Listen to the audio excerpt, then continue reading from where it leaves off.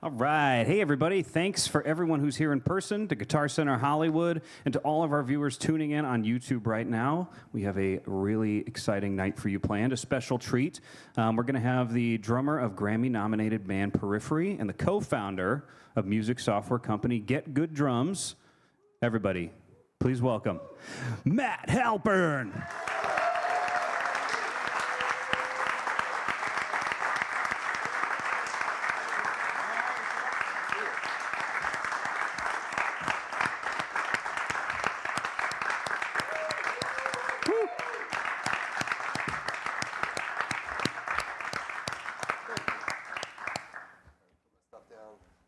One sec.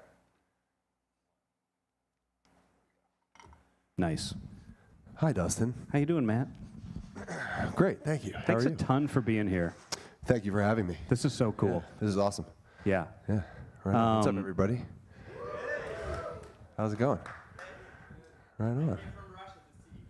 Thank you. That's awesome.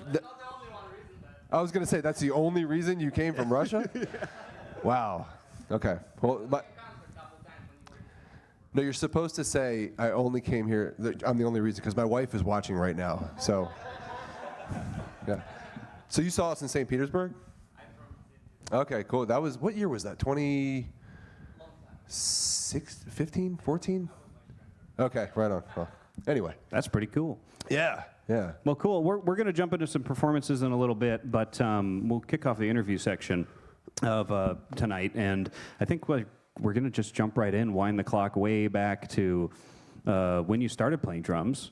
And if I remember correctly, you said in other interviews you don't even remember when you started playing drums. It was so early. Yes. Yeah.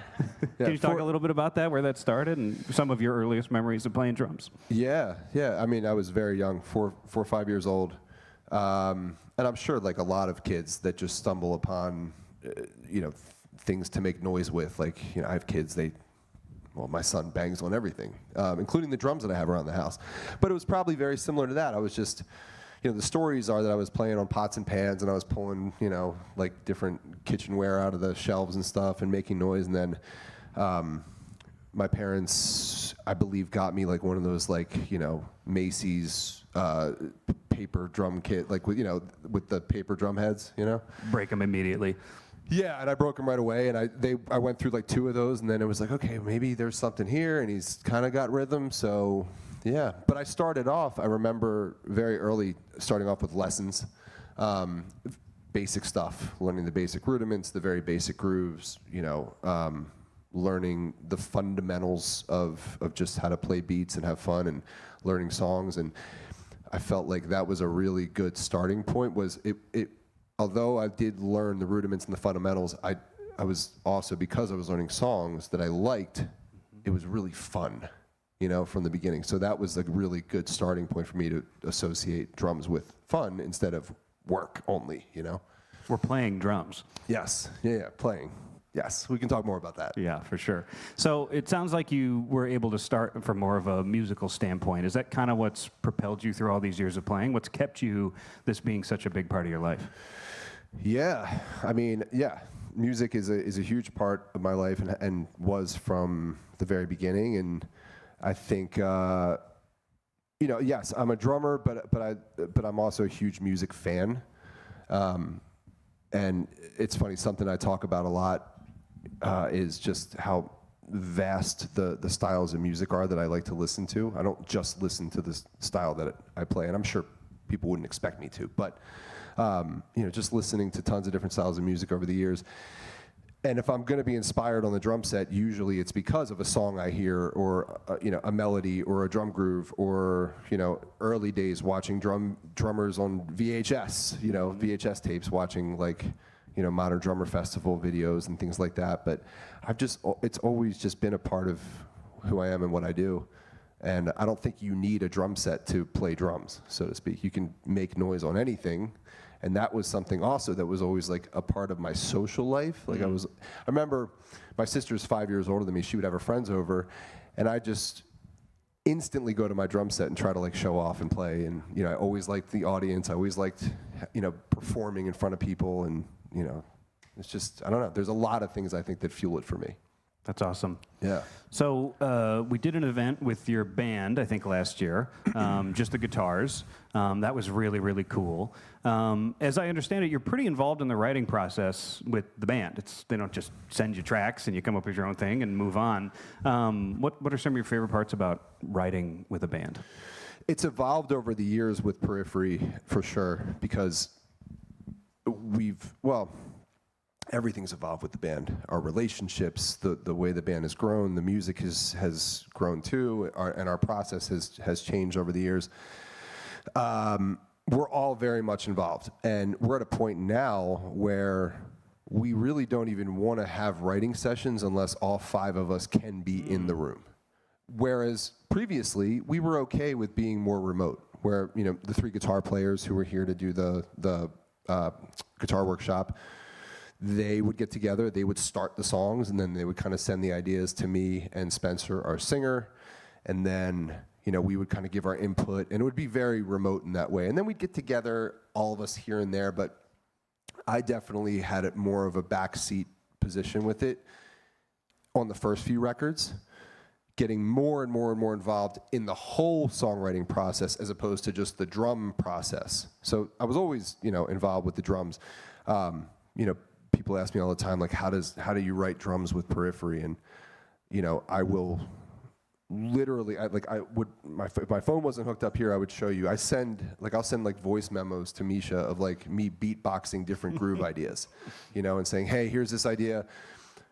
Why don't you program it, with GGD, and we can write a song to this. And that's kind of how it's always been. Or because I don't know if everybody knows this, but Misha's a really good drummer. He started as like the first drummer for Periphery, and he doesn't get to play as often, but his ideas are great.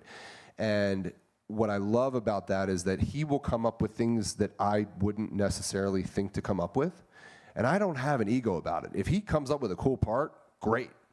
I'll use it. That's a cool part. I would love to play that part, and I don't need to like insert myself into it. So all of this to say, it's a very sort of involved, interactive, and sort of all-encompassing writing process where Misha can suggest drum parts to me, I can suggest drum parts to the band, I can suggest vocal ideas, I can suggest guitar riffs, they can suggest drum parts. Everybody is completely involved in every aspect of it, but it took a lot of communication and a lot of sort of setting boundaries and rules to get to the point where we can do that, and criticism is okay. Criticism is a welcome thing. And that's not always the case with a lot of bands. So I always talk about make sure you're open and can communicate and so on and so forth, so.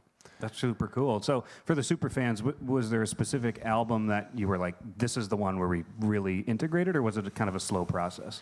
I think it was a slow process, but I think probably P3 was the first one where we really shifted gears and started interacting more in this way, whereas Juggernaut was sort of just a tough album to get through for a lot of reasons. We're like trying to follow this narrative, and we're trying to follow this artwork, and we're trying to tell this story, and it's like has to be right. And then there was just without getting into it, there's a lot of challenges with the writing of that record. Not only just with the writing process itself, but interpersonally and figuring things out. And it was just different.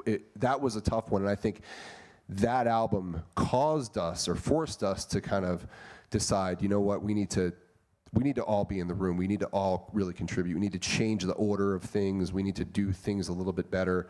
And then we've been iterating on that idea since, to where even now, as we're getting sort of close to writing a new record, we're gonna completely kind of evolve further. I can't say much about it.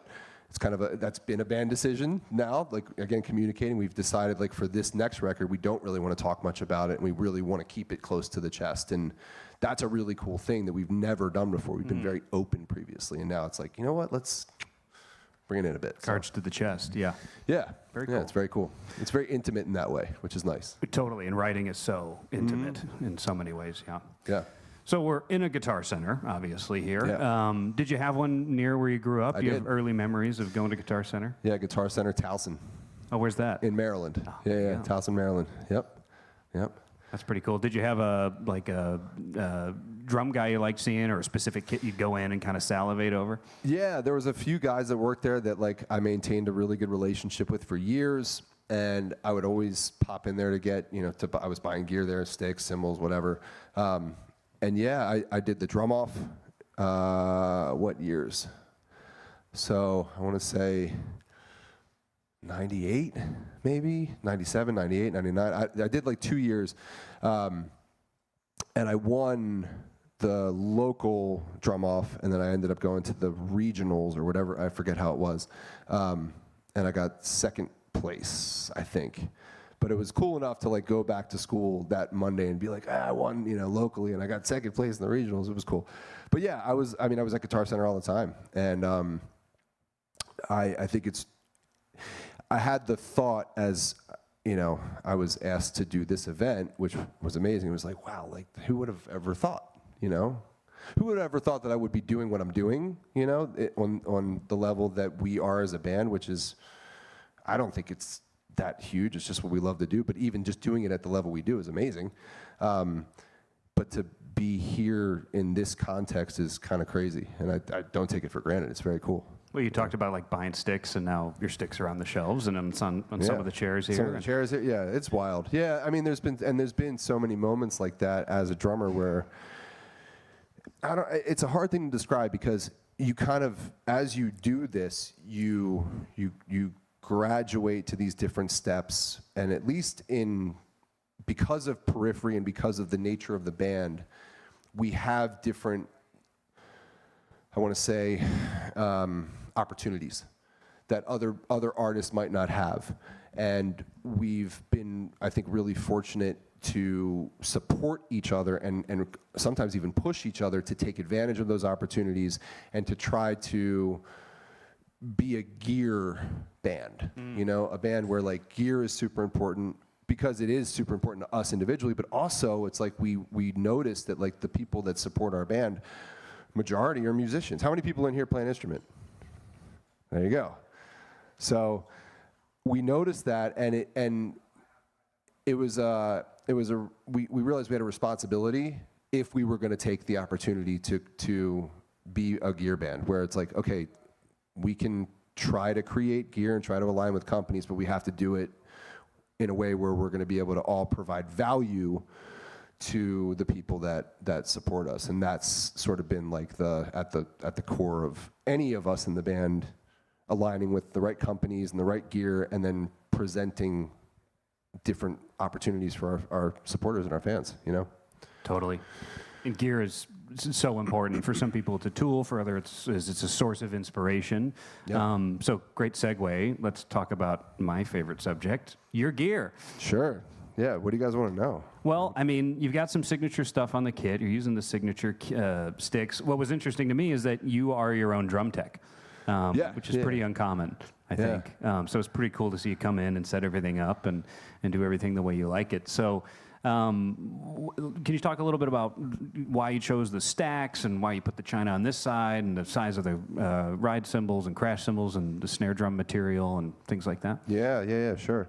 Well, let me address the drum tech thing, because that's important. And it's like a lot of people that like Periphery think we are this big giant band, but like we're just normal dudes that just play music we like, and I don't think any of us are above like being involved with things like setting up our own gear.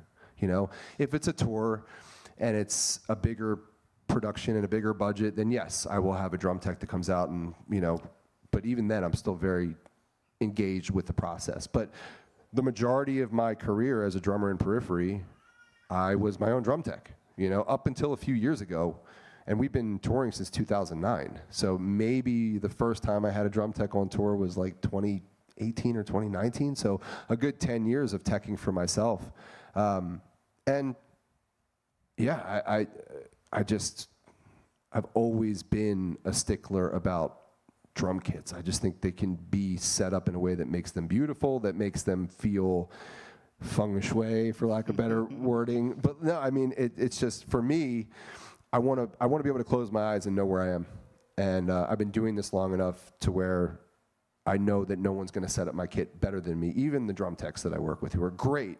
But if I had the preference to do it, I would do it myself every day. It just doesn't always work out. But the setup that I have now has been pretty much my setup now for the past 2-3 records, I want to say, and minus a couple items that have gone away. Actually, I used to play with another crash cymbal over here, and then when we created the double down crash ride, it kind of replaced the need for another crash cymbal on this side. And sonically, the reason why the kit is what it is, especially with the cymbals, is because it's really all we need for Periphery.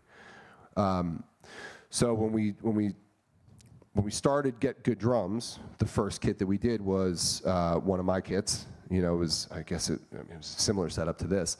But then for each album subsequent to when we started the company, we would record a drum library for it. And I think for P4 and P5, this is pretty much the kit. And it's just, again, it's my preference is sonically. I think it really works for the music that we are recording, so it's true to the recordings when you hear it live. And then it's also preference to like our sound guy live. I've played cymbals where he's like, dude, that cymbal is way too loud for the stage. It's bleeding into the mics, and all you hear is ch-ch-ch-ch-ch. So we got to change it up. So I would experiment and change things up. And then it's through that process of like trying to hone the sound that you come up with ideas that end up sort of translating eventually into signature gear. Mm-hmm. It's very rarely like, okay, I want my own signature gear. It's more like, hey, I want to play a drum that sounds like this, or I want a cymbal that sounds like this. How do I get that? And with the relationships that we all have with the companies we work with, specifically, me working with MEINL, Pearl for the signature gear, even Promark for the sticks, I've never come to them and been like, give me this. It's more like, hey, I have an idea, or hey, this is what I want a snare drum to sound like. Can we make this happen somehow? And then after the fact, it's like, wow, we created something that was really cool. It also happens to fill a gap in the market, and it makes sense for everybody to make it available. But that's typically how the process works. Is first, it's just like, I want something that sounds good for me and for the band, and then it's, oh, well, this sounds good in general, and there's room for it. Let's see if people like it, and then you kind of go from there, So with the snare drum, were you like, I want brass specifically, or did you just, okay? Yeah. This was an iteration from a previous signature drum that I had, and I just kind of took what I thought could have been improved upon when I started working with Pearl, and I said, hey, can we do this? I want to make some changes to what I had previously. I think we can do better. And even now, John from Pearl is somewhere here, but I'll call him all the time, be like, hey man, what about this? What about this? Can we make tweaks on this? Or can you send me something that I can personally use and try out and see if it's going to be an improvement that could be better for everybody, But again, it goes back to the idea of value, right. of providing value. If it's not good, then we're not going to do it just to do it, Yeah. And you guys will hear in a minute that snare drum's insane. And with the stick, too, I mean, the stick and the snare drum, you're touching that more than any other thing on the kit with the stick. A little bit thicker shoulder on that and a bigger tip. Can you talk a little bit about the design on that? Sure, yeah. So it's just basically a 2B. It's 16 inches in length, which is like the standard 2B. I've tried longer sticks, but I have such long arms that I don't need it. I need like shorter sticks, and 16 seems to be the ideal length for what I need to play. I did a shorter taper up here from where the tip is to where like the fattest part of the stick is, just to create a little bit more weight at the top. And the bead has some weight to it, so there's more forward throw and attack to it. And just, again, I made this stick for me. I have pretty big hands, long arms. Lighter sticks don't really feel that great to me. I need something that, I can get some weight behind and feel the whip and so on and so forth. So yeah, it was a preference thing for me. And then it ended up, again, filling a gap in the market that wasn't there in terms of, it's a variation on a 2B. And it just happened to work, and yeah, it's been my stick since we created it. It's a pretty cool stick. Yeah, thanks. Kind of does the work for you. It does, yes, yeah. And it's a good, like if you play lighter sticks, this is a good one to try because it's not too heavy. It's not too, too long. It's a nice one to kind of get into the world of heavier sticks if you want to try heavier sticks. So, yeah. Very cool. Yeah. We got a question from the live stream. Hugo's wondering, what song or album was the toughest to learn, and which is the toughest to play? That's two-parter, but that is. Pick which side. So there's songs on every album that are always challenging to figure out. So the writing process, as I said, usually is like Misha will either program a drum part or I'll tap on like a table, a drum part, or beatbox it, and then we'll program it, and then we'll write the songs just that way. So I won't even be at my drum kit. So I actually am learning how to physically orchestrate and play the parts, even if I've written them. I have to figure out how to orchestrate them on the drum set to 4 limbs, So I think there's always challenges within every song to get the muscle memory down. And then there's certain songs that are just very, very tough. On P5, I think Everything Is Fine was the toughest one to record on that record. I'd say on P4, I gotta think. I don't know, maybe Church Burner was a tough one, but then once you get them down, it becomes muscle memory, and it's a lot. We were playing Church Burner on our last tour, and it was like, oh yeah, this isn't as hard as it was in the studio.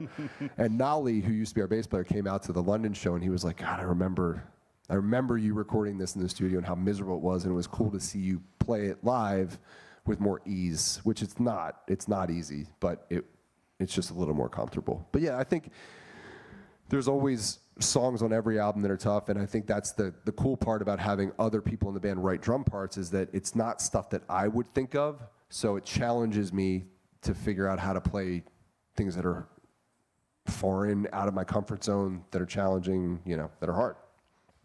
So yeah. Keeps it fresh. Yeah. Hopefully that answers the question. Oh. Yeah, that's a good answer. Yeah. So, good segue into our next question. These difficult songs and your sets are so physically demanding. What are your warm-up routines like before a show in the green room or hotel room? What does that look like? Sure, yeah. I mean, it's usually in the green room. Everybody's in there. The guitar players have their little mini amps and they're making noise, and then I'm just typically doing a multitude of things depending on how I feel that day. Because that's the thing. It's like, certain days I feel great and I'm loose and I just need to kind of loosen up my feet and tap my feet on the ground and loosen up my ankles and loosen up my legs and just do a little stretching. And there's other days where I haven't slept well or I haven't hydrated enough or I'm stressed out or I got other things going on and I need more work. So I would say on an average day, so I bring a Theragun on tour. Love those things. Yeah. So I typically will like warm up with that. I'll do it on my forearms, my hands, my legs, and then I'll just do like a light warm up on the pad. I see a lot of people that say they're warming up, but they're like going really fast and they're hitting really hard, and it's like, that's not the purpose of this. This is a warm up. It's supposed to be slow and relaxing and easy and get the blood flowing. So I'll do things like that. Same thing with my feet. If I have the time, I'll set up pedals and like a pedal pad, and I'll do some warm up stuff there, or I'll just, I'll tap my feet on the ground just to get the blood flowing. I'll do jumping jacks if I can. I'll do push-ups. If I can, earlier in the day, I'd like to work out or run or do jujitsu or something to get my heart rate up prior to the show.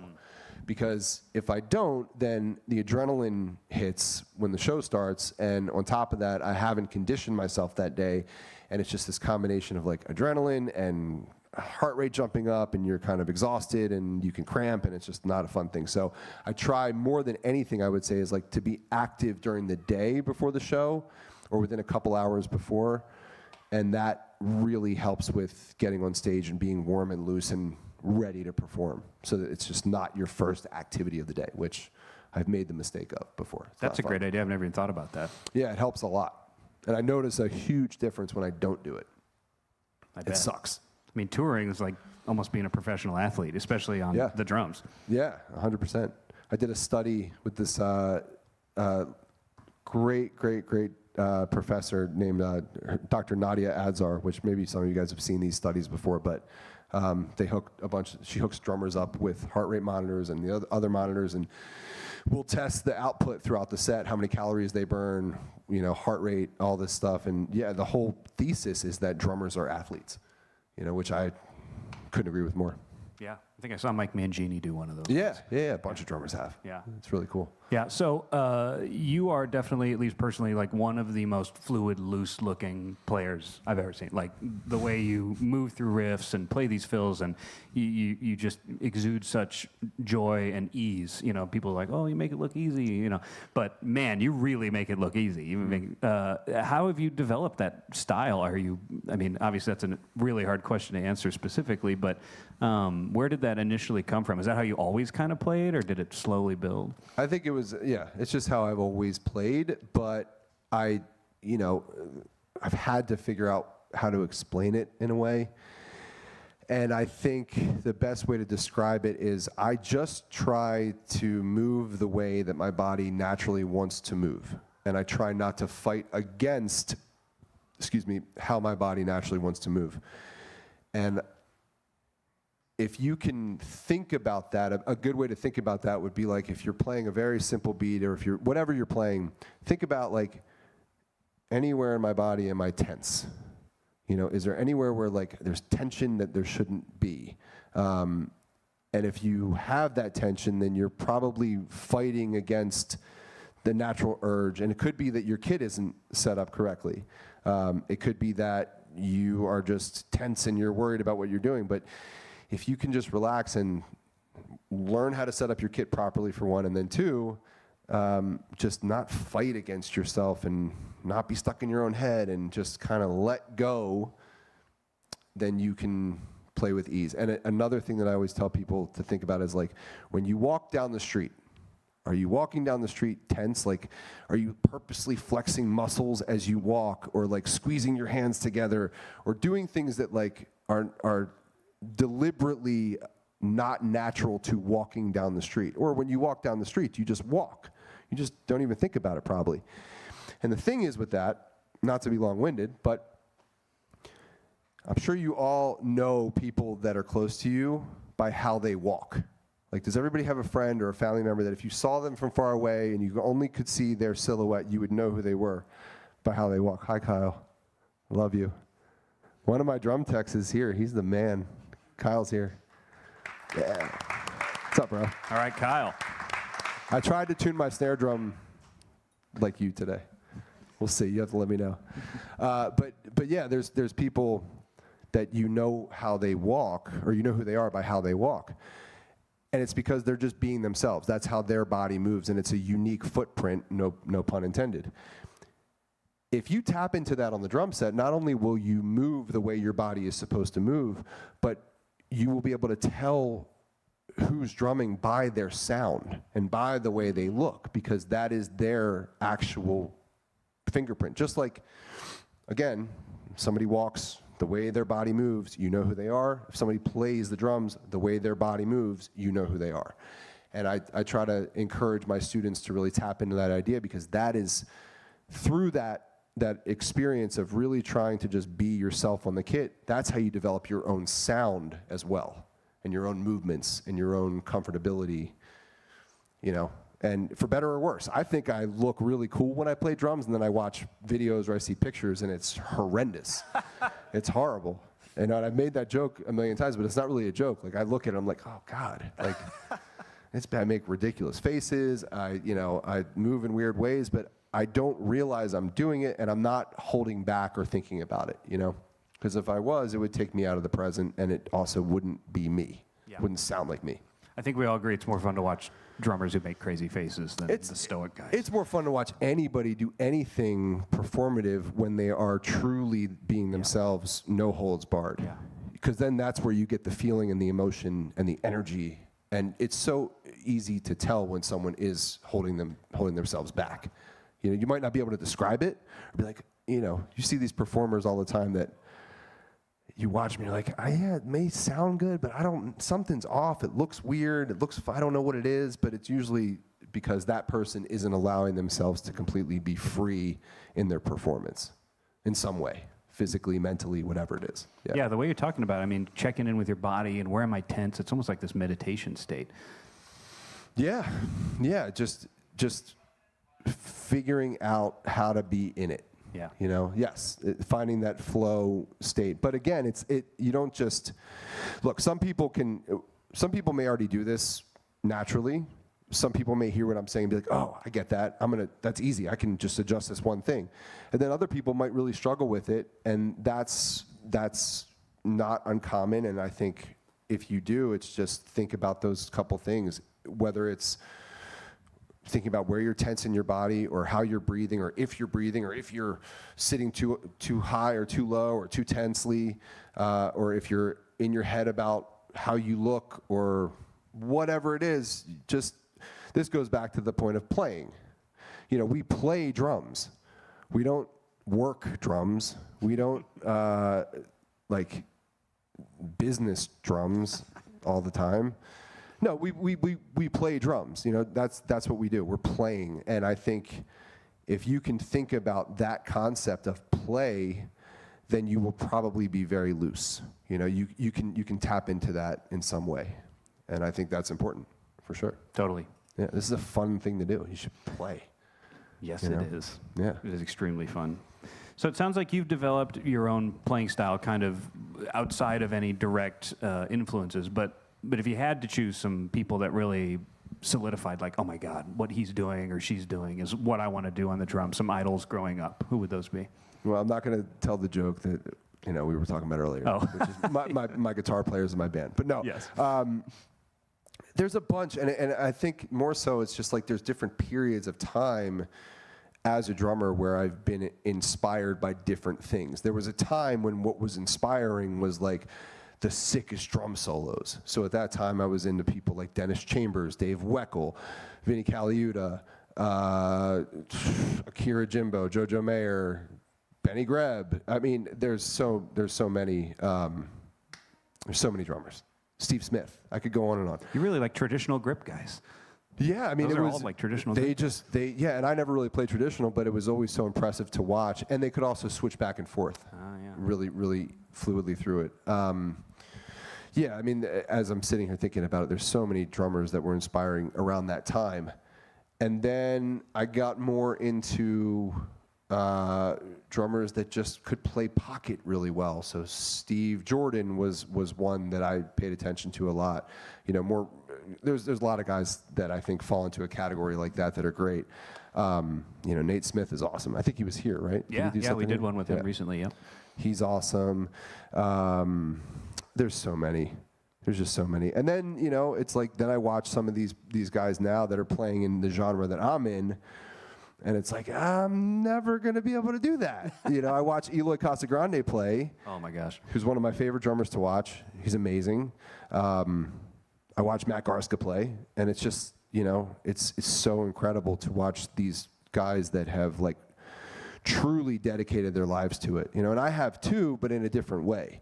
I look at them and I'm just like, that's amazing. And I am never going to do that to the amount of effort that you guys are, but that's also because my passions are just in multiple places. And I think when you watch those guys, it's so clear that like there's something pushing them to want to be the best in the world, and they are. They're ridiculous, you know.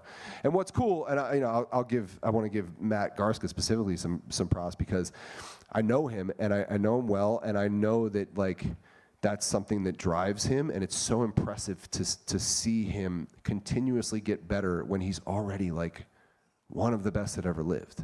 And it's just so insane to watch any drummer or whatever, anybody who's that good at their skill is just like so cool to see. So anyway, I see that in just all areas, and it's not even just drummers. There's music too. I hear a song, and it can just be, you know, somebody playing gypsy jazz on the guitar. And it's just, holy shit, like how did they come up with these rhythms, these patterns? How are they so musical? How are they doing this? I don't know.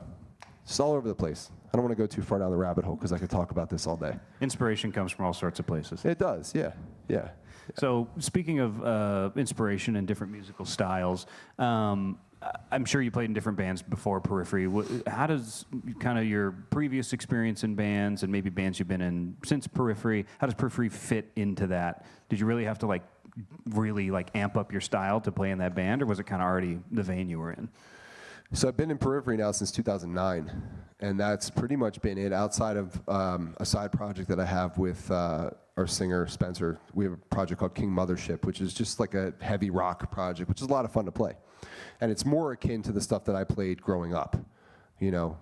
But I played in all sorts of bands growing up, and a lot of it was just top 40, you know, playing gigs in bars and clubs and, you know, places where people were not there to see the band. They're just there to like hang out with their friends and drink and eat food. And my job was to be the drummer in the background and like either figure out how to be, you know, a chameleon and blend in and just not do anything special, or figure out like, hey, how do I get people in here to pay attention to the band? How do we get people to move? How do we get people to, you know, to do stuff? And that actually is something that ties into the movement thing, is like figuring out like, oh, well, if I start bobbing my head like this, he starts bobbing his head, which you did, right? And other people, so the more you move, the more you groove, and the more it sort of translates into the rest of the room. And then you get people that are like, wait, why am I tapping my foot? Why am I bobbing my head? Oh, this drummer's doing it. Oh, this band's doing it.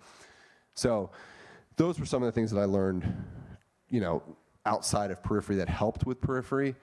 But yeah, when I joined Periphery, so do you want to hear the story? I think we want to hear the story. So it's a very, all right, I'll keep it short. Basically, 2001, I start college, which tells you how old I am. And I meet Alex Boyce, he was the old guitar player in Periphery. And we just randomly met, and we became friends. And then fast forward 6 years to 2007, maybe 2008. And I'm playing locally at home in Baltimore, and Alex comes out to the show. And it's just like a local bar gig. Comes out, and he brings Misha. And so I had been a fan of Bulb, which was Misha's project, and Periphery for a long time, but I had never thought I would be playing in the band. He just, you know, Alex was like, yeah, I'm coming out. And at the time, he was in Periphery. So he brought Misha, and Misha sees me play, and the lore is that he says to Alex, man, if we ever lose our drummer, like, that's our guy. Which is funny, because I was playing in like a pop rock band. I wasn't playing this style of music. So he hits me up like a few weeks later, and Misha hits me up a few weeks later out of the blue. He's like, hey, dude, it's Misha, you know, from Periphery. And I was like, yeah, I know who you are.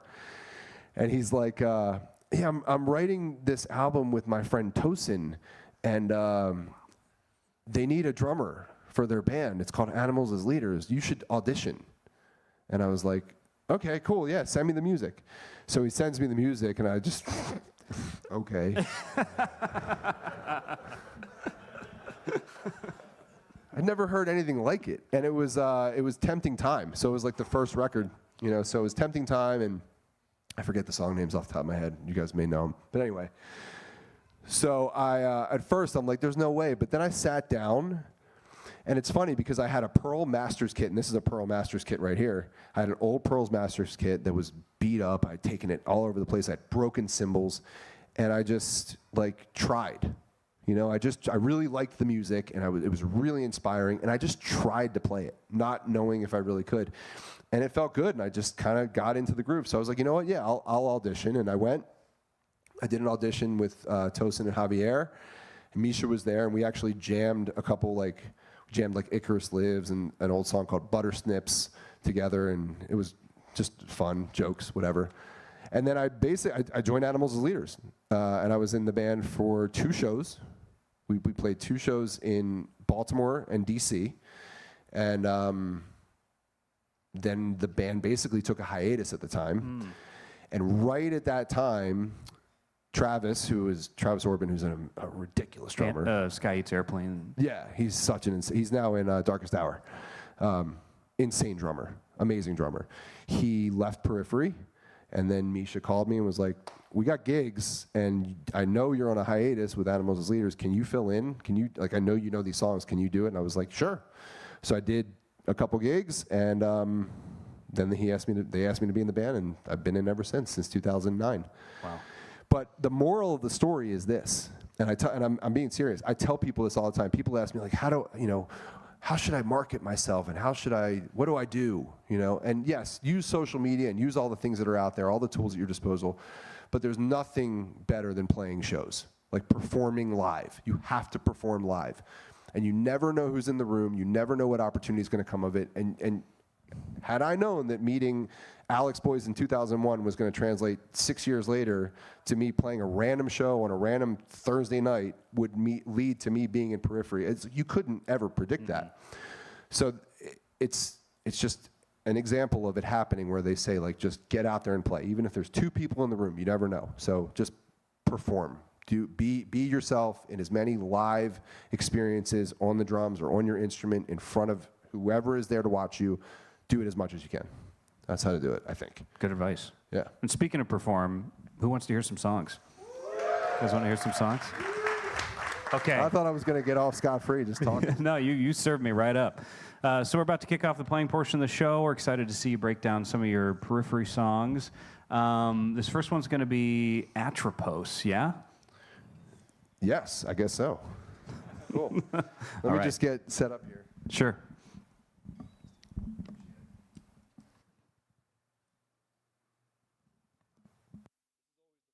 You guys get to watch me, put in my in-ears. So much fun. All right. Does everybody know this song? Yes. Right. There's vocals in the backing track, so if you're expecting to hear instrumental, no. I need him to cover up all my, bad stuff that I play.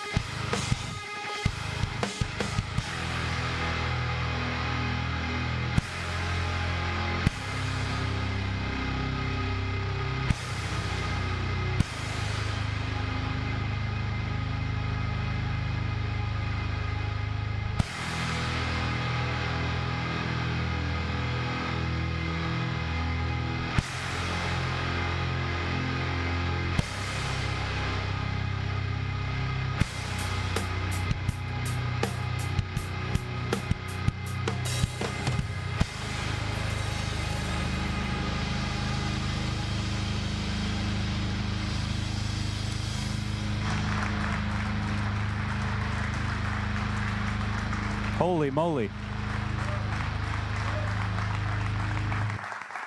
That was so cool.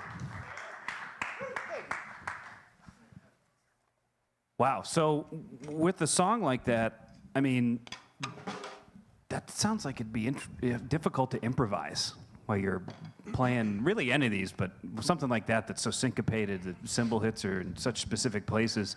Do you find yourself ever being able to improvise or add flair to songs, or you're like, no, this has got to be exactly how it's played every time? It depends on the song. There's a couple little spots in that one where I'll throw in a couple little extra things here and there.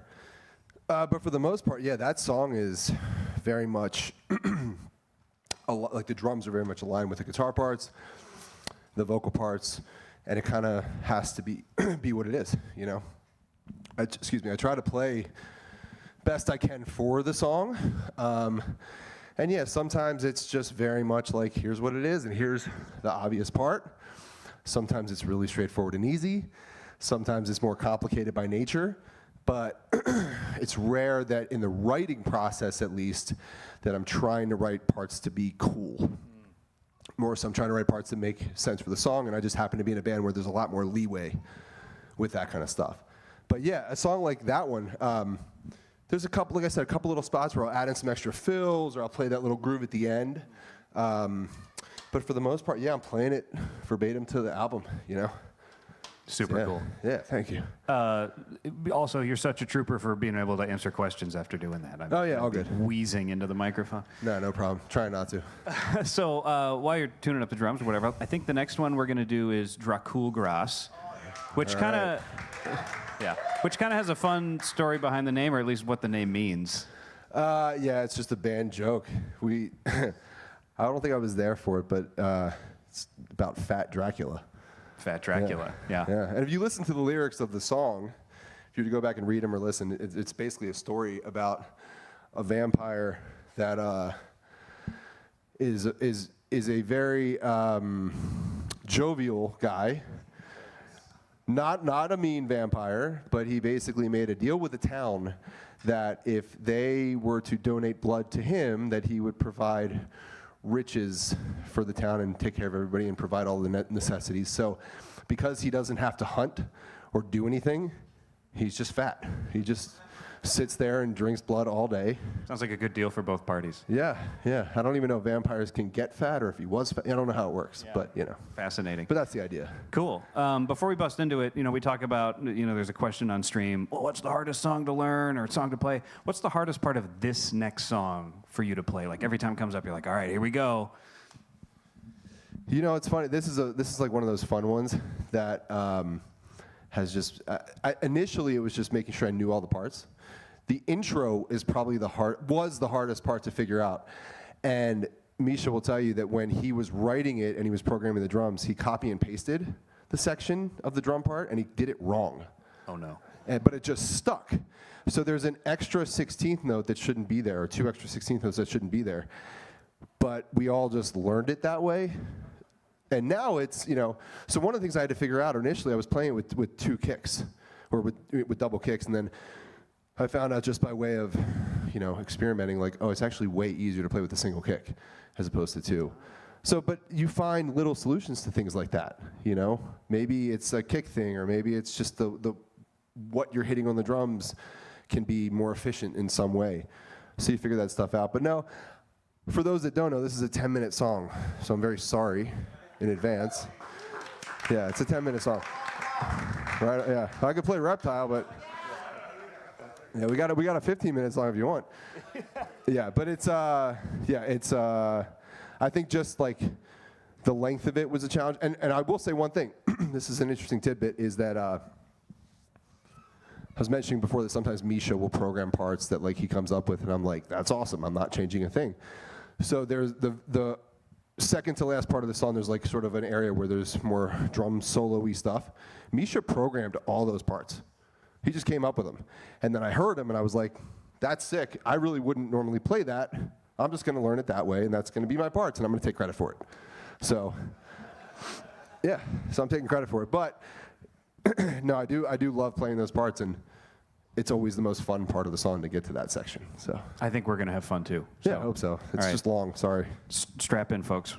All right, here we go.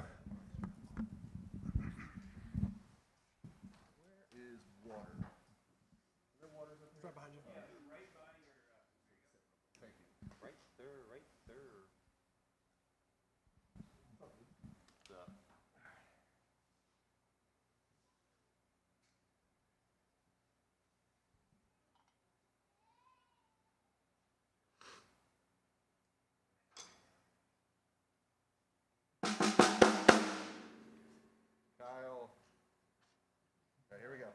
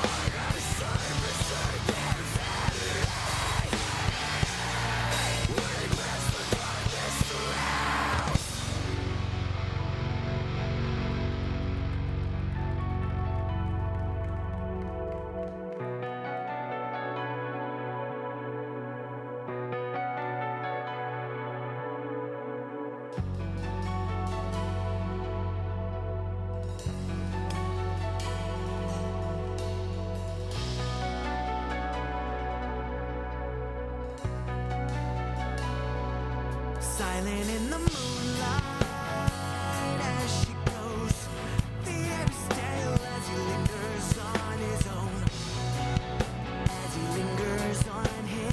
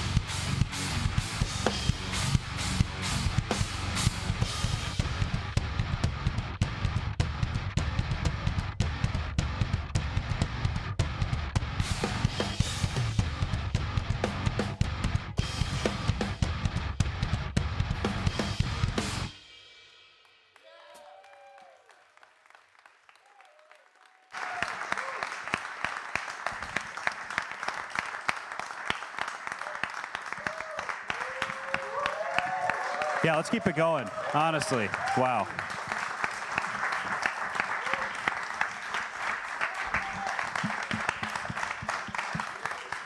See, it's a fun one to play. You look like you were having fun. Yeah, it's a fun one. That was awesome. A lot of good parts. Kind of runs the gamut. You know? Yeah, way to go. Thanks, man. You guys having a good time? Yeah, that was pretty cool. All right, so on a song like that, there's lots of different accents and groupings and different things like that. Something a lot of drummers struggle with, myself included, is odd time signatures. That's tough. Some drummers count it fully, 1, 2, 3, 4, 5, 6, 7. You know, some feel it. Some you ask what time signatures, they're like, I don't know, and they play it perfectly. Where do you fall in that? It's all just ones. Yeah. It's all just how you accent it, right? Like, you know, here's an example. Ready? 1, 1, 1, 1, 1, 1, 1, 1, 1, 1, 1, 1, 1, 1, 1, 1, 1. It's just a bunch of ones. But then if you go 1, 1, 1, 1, 1, 1, 1, 1, 1, 1, 1, 1, 1, now it's a triplet. If you do it like this, 1, 1, 1, 1, 1, 1, 1, 1, 1, 1, 1, 1, 1, 1, 1, 1, now it's a 5. So we use numbers because, I mean, we count with numbers, you know, and lots of things in life. But if you think about numbers, like they have, like they're words, just like any other word, they have sounds. And 1 is a very strong, 1 is a stronger number in my mind than 3. 1, 3. What feels more dominant, right? 1 is more dominant. So we always look for the 1. But I think something to think about is just that, like, it's all just subdivisions that exist, you know. And when I play a song, like this song, for example, I'm playing to a click, and the click is set to the fastest rate within that song.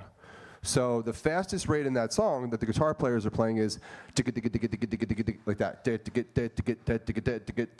which is a 16th note. So if I'm playing to 16th notes, then I'm going to fall within every single subdivision that's being played. And I just don't ever count. I don't know, like, because to me, it's all the same thing, and I think about it in terms of the musical, the melodic things that are happening in the context of the song that create that frenetic sound that words create.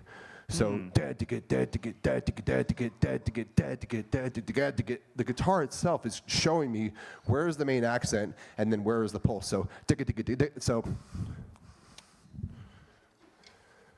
I'm just gonna yell. So like.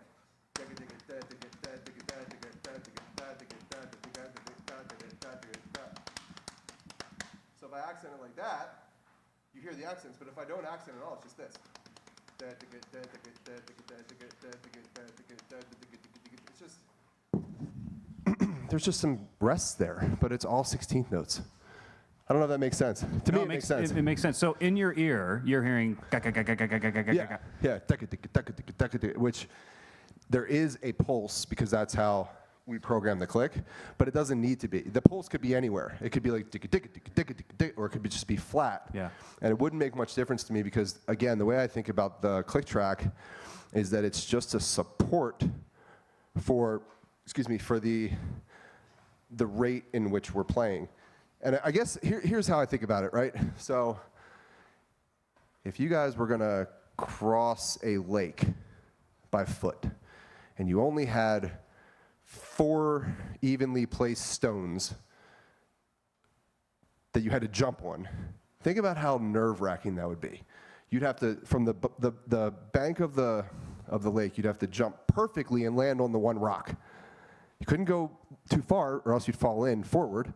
You couldn't go too short or else you'd fall back. And if you stay on it for too long, you're gonna sink. So you have to perfectly jump in between these rocks and the water. But if you just filled in all these little rocks around it and didn't have to jump, you could just walk very comfortably right across. So that's kind of how I think about a click track. And when I think about the songs that I'm playing, I just make a mental note. And it can change within the song based on the section of it. whatever the fastest rate in any section of a song is the rate of the click track that I'm playing to. Because then I just don't need to think about the space in between the beats. Now, that's not always good, but in Periphery it is. And I'm not even saying that to be funny, because there's so much syncopation and there's so many opportunities for anyone in the band to get off time that I don't want to risk that. So for me, I play to a click that is subdivided like that. And typically in live shows, I'm playing to what I'm playing to now, which is I play to the album music and a click. And I don't ever hear my bandmates live in my ears because there's too many potential variables and too many things that could throw the show off. So for me, as the drummer, I need to make sure that I'm on. And for what it's worth, our computer that controls the click and the backing tracks also controls the guitar player's patch changes through their axe effects. So if I get off 1/16th note, they might have a part that's supposed to be heavy and it changes to a clean guitar, and that's bad. So I need to stay consistently on every song every night, and the way I do that is by playing to the album tracks, because they are never going to change, and to the clicks that I can make sure I can hear all the subdivisions. That's a lot of stones to land on. It is, but it really helps with walking across the lake. That is a great analogy.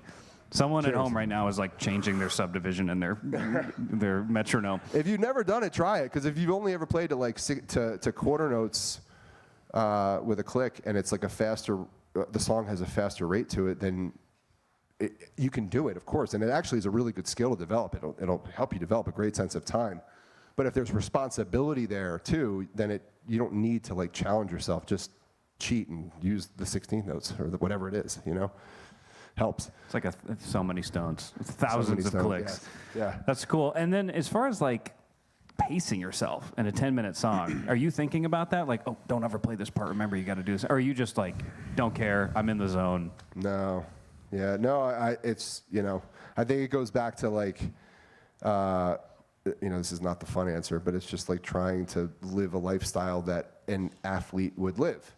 Like, I try to keep my cardio up. I try to keep my conditioning up for drumming. It's not easy to play these songs for 10 minutes straight, and the way that I play, I'm sweating, I'm breathing heavy, but I'm conditioned too. I can get on the mic and talk, and that's because I'm doing things outside of the drum set that, you know, keep me healthy to be able to play the drums at the level I need to play. You know, and maybe it wouldn't be the same if I wasn't playing this style of music, but because it is so demanding for what it is, I don't do well when I don't condition myself. So. Absolutely. It's just a choice that I choose to make to help, you know. It obviously works. Trying, thank you. Yeah. All right, we got one more song left. Before I tell the group what the song name is, I know education is a big thing for you, especially in percussion. You talked about it at length in some other interviews. So if you were teaching somebody this song or had a clinic, I don't know, maybe like this. Yeah. What are some elements in this next song that you'd be like, listen for this, or this is a cool technique, or I flipped this way, or? So this song, it's off P5 as well. It's called Dying Star, and it's I like playing this song because it's such a departure, as an example, from what I just played, because it is more about the song. I don't know who's banging, but they got good rhythm. He's taking your advice. Yeah. He's like, cardio. Anyway, but yeah, I think with this song, the key is like play the emotion, play what is required for the song. It's not, there are places where you can be busy, but not for the sake of being busy. It's for the sake of accentuating the guitar riff, accentuating the vocal parts, and putting more emotion into it in between the hits than the hits themselves. And this is sort of going back to the idea of like letting go, immersing yourself in the music, being present, not thinking about what you look like or what you're doing. I think here, you know, you're just lending yourself to the song. You're becoming the music. And that's what I would look for. You know, I also haven't played this song in a while, so hopefully it goes well. We'll see. Yeah, you talk so much about the musicianship and the music and serving the song, and that you wouldn't think that with an instrument that doesn't really have notes per se, but it kind of does. I mean, when you were tuning these drums up, I think you were, you know, listening to an A or whatever and finding that note on the drum. So, I think drums are equally as melodic to any other instrument, and it's all just how you vocalize it, right? Like a drum beat could be again, getting into the phonetics, you could do doot doot doot doot, but if you go doot ga, that's a melody. There's two different tones there, and then you start doot doot ga, doot doot ga, that's a drum set, right? And then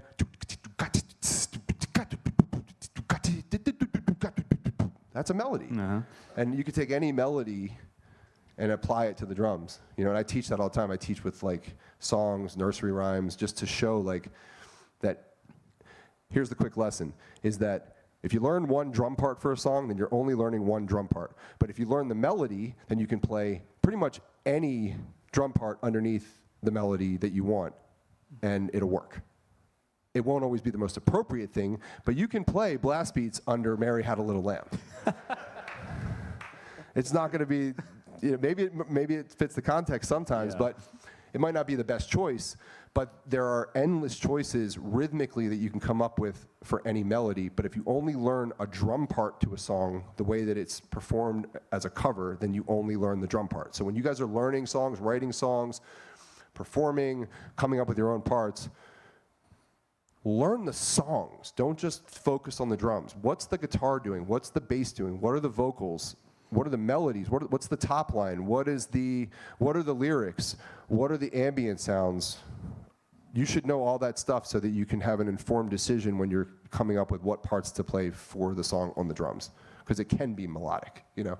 Absolutely, and that's such a shift in thinking. I think for so long drummers have been like, or guitar players have been like, all right, I found this drummer in the woods and I put him in a cage and I put shit in front of him and now he's playing it, you know? But this is a much more like musicianship way of looking at it. And funny enough, the best way to try this out is actually strip your kit completely to like just kick, snare, and hi-hat or some variation of that, and just try to play the things you normally play on less pieces, and it will make you be more creative with the sounds you can create and the variations of sounds that you can create with less.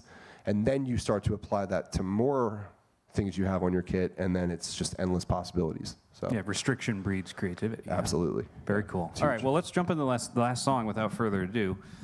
Thank you, Matt. Let's go.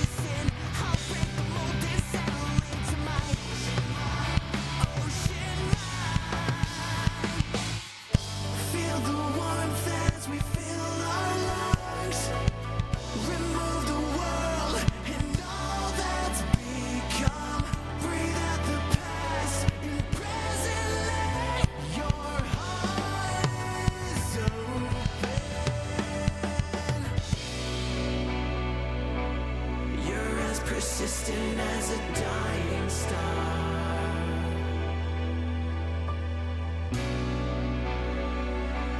playing the part of who you are, So go low, take it home. Yeah, the time is nothing to me. Solve the world, make it burn.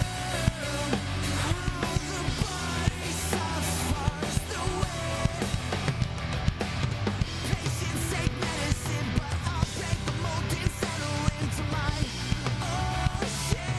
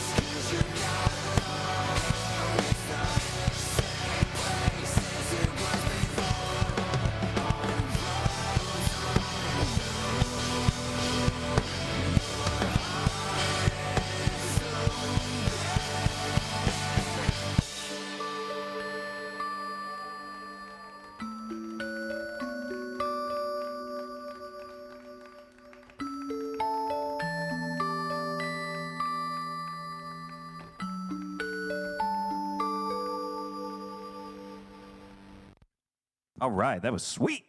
One more time for Matt. Hey.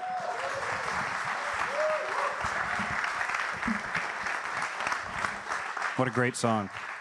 Great song. I probably made some real stupid faces. No. I mean, it's not stupid when you're the one up on the stage, you know. Fair enough. We had a few last-minute questions from the stream. We'll Sure. try and fit in here in our waning minutes here. We had one from Giovanni asking, how do you get past writer's block when writing with the band? Do you guys take a break or go for a run, or how does that look? Yeah, take a break. Maybe we'll try a different song.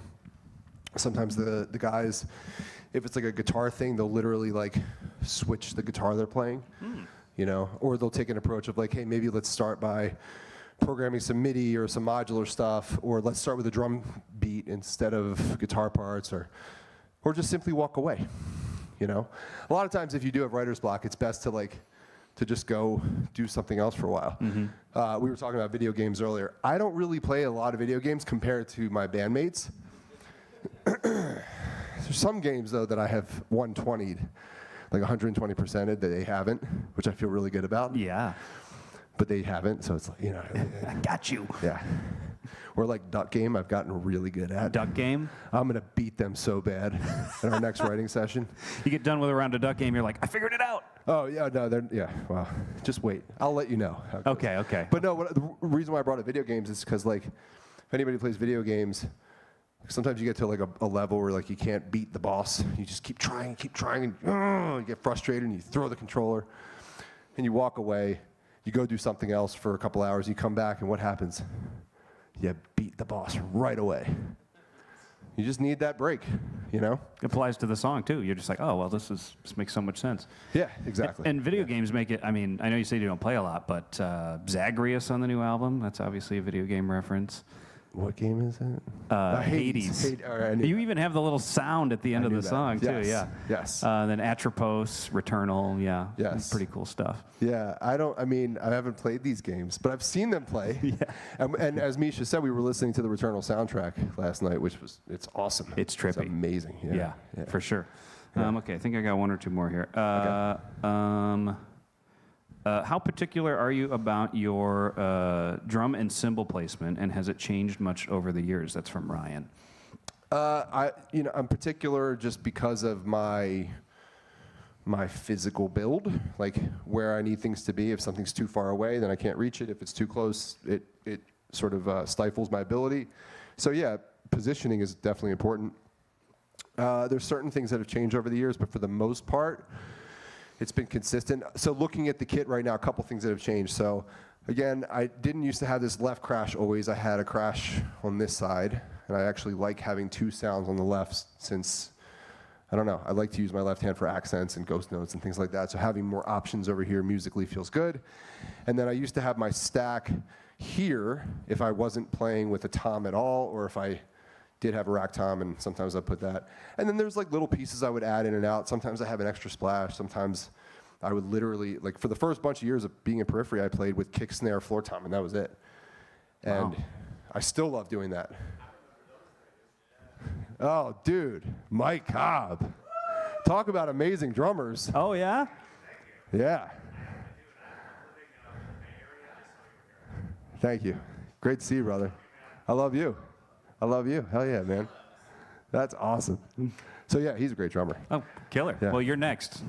Yeah. Yeah. Yeah. Can you talk about the sizes of this? Oh, Can you talk about the sizes of the cymbals a little bit? 20-inch crash. I mean, that's pretty big. Yeah, 20-inch crash. For those that know Mike Johnston. Oh yeah. This is his favorite crash cymbal, which Thunderbutter. That's what he calls it. Pretty good name for it. I didn't come up with that name, he did. So yeah, this is a 20-inch Byzance extra thin hammered crash. This is the 18-inch version of it. And I just think obviously the sizes affect the sound, but the decay on these is great. They have a very quick decay, but they have a lot of tonality. And between the three main crashes, there's a lot of different tone. So